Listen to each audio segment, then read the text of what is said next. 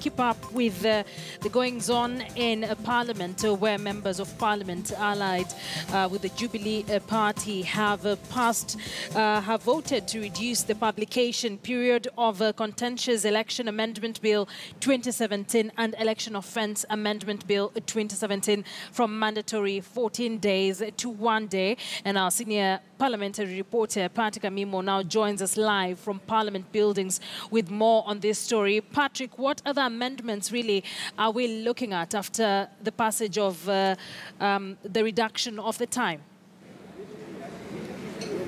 Thank you. This particular contentious election amendment law plus the election offences bill has been passed two hours ago, and we saw members of the opposition move out of the plenary after Jubilee flexed their tyrant of numbers and passed that particular decided that those particular bills the publication period should be reduced from 14 days to 1 day. The opposition feels that those particular happenings are a bit mischievous, and they wonder why these particular amendments are being introduced when the country is just a few days heading to the fresh presidential election that has been ordered by IBC to be conducted on October 26th. And just among some of those key highlights of those particular amendments is to do with that manual, the preference for the manual system of transmission of results as opposed to the electronic system. We've seen the urging that IBC may come up with a complementary system to identify voters. It was the agreement by the Joint Parliamentary Select Committee in last year during the 11th Parliament, the one that was led by Orengo and Kiraitu. They agreed that this time around, where the 2017 election going forward should be done electronically. Those provisions were included, especially Section 44 in the Act, but now it appears now there are efforts to claw back that particular provision in the Act and have the manual system take precedence whenever, in case there is a failure in the electronic system. We've seen that they also say that where there is a discrepancy between the electronically transmitted and manually transmitted results, then the manually transmitted results shall prevail. Another provision is that any failure to transmit or publish the election results in an electronic format shall not invalidate the result as announced and declared by the returning officer or presiding officer. Remember, this was one of the provisions that was used by that NASA pushed successfully at the Supreme Court of Kenya and said that some documents had not been submitted electronically, and that's why that particular election was invalidated. So I think this particular amendment by Jubilee is meant to fence that particular provision. The other interesting aspect also with the IBC Act, now they have stripped that provision where they say that the chairperson of IBC should be a person who qualifies as a judge of the Supreme Court of Kenya. That particular provision in the Act, now IBC Act, has been stripped off, and any person in either public administration, social science, electoral matters, public administration can now qualify to be the chairperson of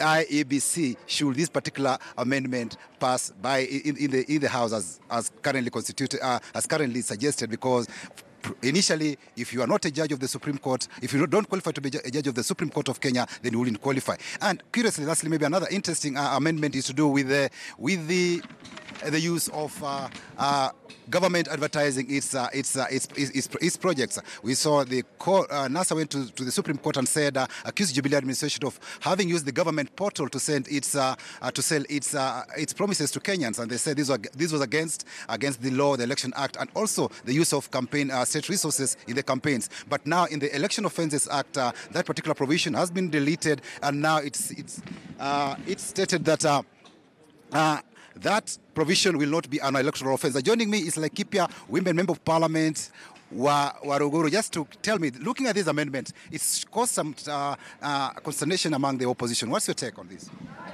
Thank you. I mean, it has been a big day and a great day indeed.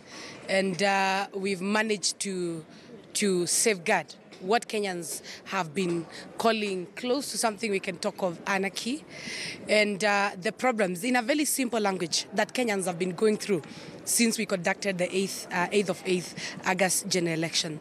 And in this case, there's only one problem which came in and was highlighted so strongly from the written ruling in the Supreme Court, that the transmission of results from the polling stations and from the returning officer to the IEBC it was not as expected, like the Supreme Court was citing.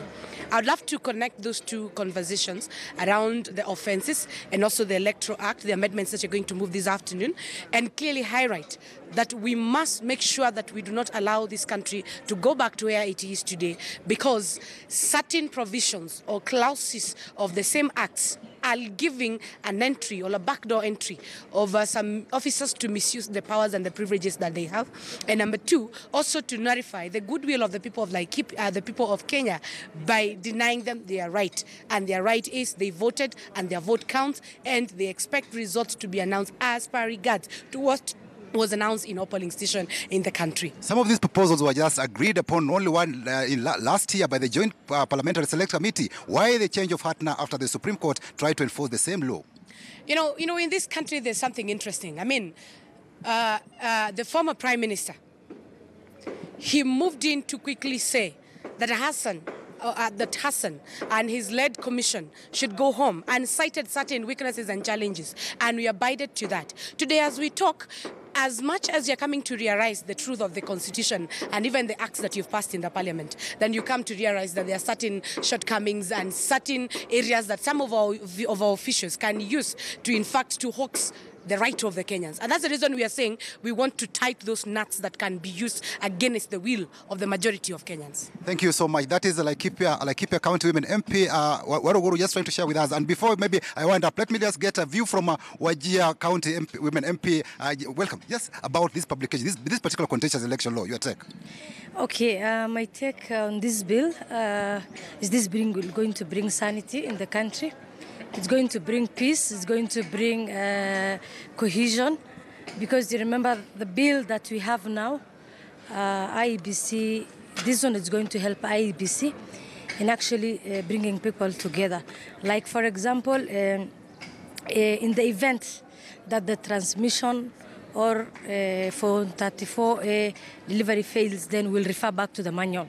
So in that case, it's going to help bring confidence in the way IEBC will going to handle the elections, especially for the oppositions. Right now, they are complaining. They've went to the Supreme Court, actually complaining about the transmission and the missing of Form 34As. So if we now amend this bill, what will happen is it will bring a lot of confidence, and actually IEBC work will going to be very easy. Thank you so much. That is Fatma Gedi, the Wajir County Women MP, just sharing with us a few of her ideas about this particular contentious bill. Remember, this bill has caused a division. The opposition says it's not the right time to introduce the bill, but it appears it's enjoying massive support from the Jubilee side. Akisa? Patrick Amimo there, our senior parliamentary reporter. The bill